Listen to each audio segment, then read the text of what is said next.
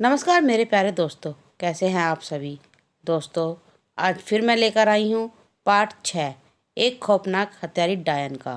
तो दोस्तों, इस कहानी का पार्ट 6 सुनने के लिए मेरे चैनल को लाइक करना, शेयर करना और सब्सक्राइब करना ना भूलें। तो शुरू करते हैं एक खौफनाक हत्यारी डायन पार्ट 6। मोबाइल फ़ोन की घंटी बजती है। रघुनाथ फ़ोन उठाता है। हेलो हेलो, मैं श्याम बोल रहा हूँ। रघु, उधर से श्याम की आवाज़ आती है। हाँ श्याम बोलो, रघुनाथ सोफे पर बैठते हुए कहता है। लगता है इंस्पेक्टर नितिन को मुझ पर शक हो गया है। वह मुझसे पूछ रहा था कि रामू का कत्ल कैसे हुआ। अब तुम ही बताओ, मैं कैसे। ये तुम मुझसे पूछ रहे हो, अपने दिल से पूछो। श्याम सोच में पड़ जाता है। उधर से कोई आवाज़ नहीं आती। कैलाश, तू चुप क्यों हो गया। Hello hello. उधर उसका दिल बैठा जा रहा था। उसके माथे से पसीने बहने लगते हैं और घबराहट सी होने लगती है। रघु रघु रघु, मैं तुम्हारे घर आ रहा हूँ। ठीक है, आ जा जल्दी। ठीक है, आ जा जल्दी। यह कहकर रघुनाथ फ़ोन कट कर देता है। श्याम रघुनाथ के घर जाता है।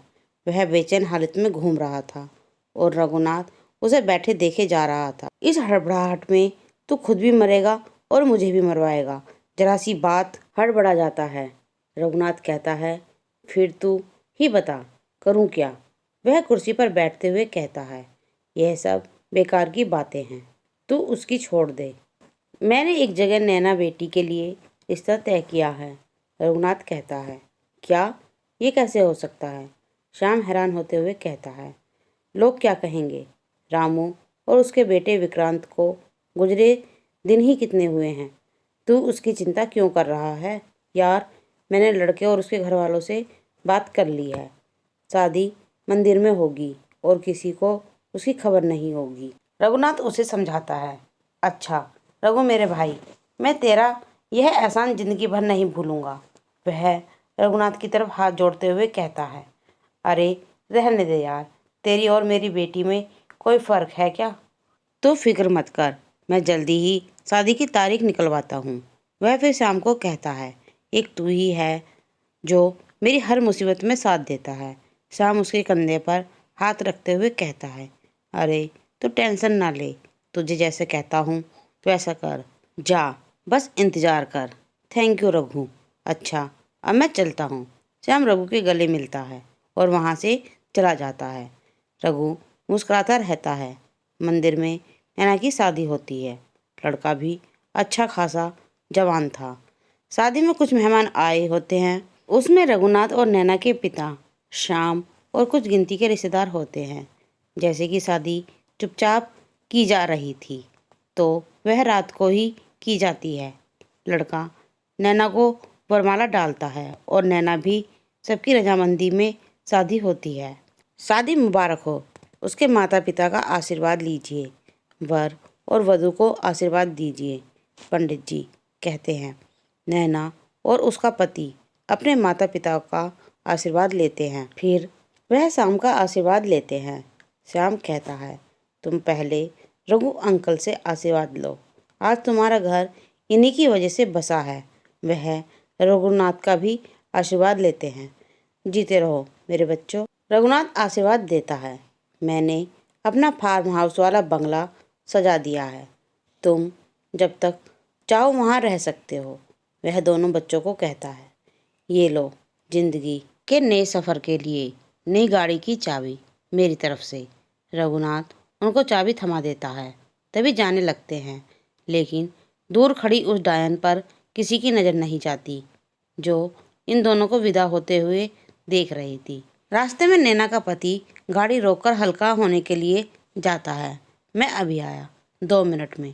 यह कहकर वह गाड़ी से नीचे उतरता है और वहीं पास में ही जंगल में हल्का होने जाता है। जब वह हल्का हो रहा था तो उसे कुछ आवाज़ सी आती है।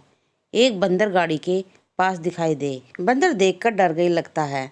वह समझता है कि वह बोलता है। ओ कहता है।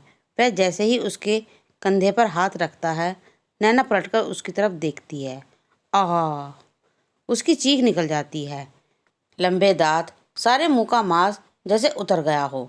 एक आंख बाहर लटक रही, लंबे बाल, लंबे नाखून उसको गाड़ी के अंदर खींच लेती हैं और उसके गले पर दांत गाड़ देती है और पूरा मांस निकाल देती है और चबर चबर चबर करके खाने लगती है।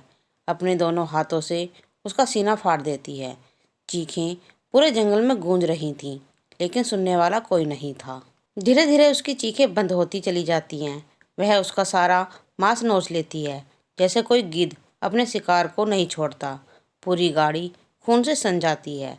वहीं तांगा फिर कुछ दूरी पर दिखाई देता है, जिसके अंदर बैठी नैना अपने होश में नहीं थी, बैठी दिखाई देती है। वह डायन उस तांगे में बिठाकर फिर उसी जगह ले जाती है जिस जगह पर वह रानी को लेकर गई थी। उसे भी होश में लाती है, लेकिन जब तक वह उन झाड़ियों से बंध चुकी थी और उस डायन का चेहरा देखकर किलकारियां मारती है, आ बचाओ बचाओ बचाओ बचाओ। लेकिन डायन एक खंजर उसके भी सीने में उतार देती है। आ नैना की चीखें धीरे धीरे शांत हो जाती हैं और वह उसी कब्र के ऊपर लटकी हुई थी जहाँ पर रानी लटकी हुई मिली थी। वह कब्र फिर से खुलती है और नैना का खून फिर उस बाबा के मुंह में पड़ता है। वह फिर चिल्लाती है, मेरी दूसरी किस्त आई है बाबा, हा हा हा हा। किस्तें क्रम से पुलिस स्टेशन। एक तो तुम बेवजह मुझ पर शक किए जा रहे हो। हत्यारे ने नाजायज फायदा उठाकर मेरी बेटी का खून कर दिया और तुम समझने की कोशिश क्यों नहीं कर रहे। यह कहकर श्याम बिलक बिलक कर रोने लगता है। प्लीज नितिन, मेरी मदद करो। लुक मिस्टर श्याम, मैं इन्हें उलझी हुई कड़ियों को जोड़ रहा हूँ। नितिन श्याम से कहता है, तुम्हारी ये कड़ियाँ कब सुलझेंगी? जब मेरा भी कोई खून कर देगा। वैसे श्याम जी, अब आपकी ही बारी है। यह सुनकर श्याम चौंक जाता है। यह क्या कह रहे हो तुम? मैं सही कह रहा हूँ। कत्ल का सिलसिला देखा जाए तो यही हो रहा है। पहले रानी का कत्ल हुआ, उसके बाद बलदेव का, फिर रामू अंकल का, उसके बाद विक्रांत का और अब आपकी बेटी का। नितिन उसे समझाने की कोशिश करता है, मगर ये सब कर कौन रहा है? श्याम पूछता है। स्वार्थ और लालच। मैं कुछ समझा नहीं, वह नितिन से पूछता है। बड़ी सीधी सी बात है रामू अंकल के बाद सारा कारोबार आपका और रघुनाथ का हो गया, और भगवान ना करे कल आपको कुछ हो जाए तो सारे कारोबार का अकेले वारिस कौन होगा? रघुनाथ, वह सोचते हुए कहता है। इतना सब कुछ जानने के बाद आप मुझसे पूछ रहे हो कातिल कौन है? जितना आप रघुनाथ को जानते हैं मैं नहीं। क्या आप मुझे इतना बता सकते हैं कि हर शनिवार रघुनाथ कहाँ जाता है? नितिन श्याम जी से बेंच पर बैठते हुए कहता है। भगवान के मंदिर में। श्याम कुर्सी पर बैठा हुआ कहता है। कौन से मंदिर में? वह फिर पूछता है। वो तो मैं नहीं जानता, श्याम कहता है। कमाल है, वह आपका पार्टनर है और एक पार्टनर दूसरे पार्टनर के बारे में तो सब कुछ जानता है। नितिन, हम बिजनेस पार्टनर हैं और एक दूसरे के निजी लाइफ में हम कोई दखल नहीं देते। तो ठीक है, जैसे तुम्हारी मर्जी हो, आप जा सकते हैं। श्याम उठ खड़ा होता है और चलने लगता है। तभी पीछे से नितिन बोलता है और उनके पास आते हुए कहता है, श्याम जी जरा रुकिए। वह उसके पास आता है और श्याम जी से कहता है, पुलिस इंस्पेक्टर होने के नाते मैं आपको एक सलाह देता हूँ, जरा सावधान रहिएगा। और हाँ, आपकी हिफाजत के लिए मैं आपको 2 पुलिस वाले दे सकता हूँ। नो थैंक्स, कहकर श्याम वहाँ से चला जाता है। एक ब्लैक BMW गाड़ी जंगल में आकर रुकती है। उसमें से रघुनाथ नीचे उतरता है। वह चारों तरफ देखता है और वहाँ कोई नहीं दिखता। वह जंगल की तरफ जाता है और उसी गाड़ी की डिग्गी से श्याम भी नीचे उतरता है और रघुनाथ बेखौफनाक पीछे जाता है। वह यह देखना चाहता था कि आखिर रघुनाथ है। वह उसे एक खंडर में जाता देखता है।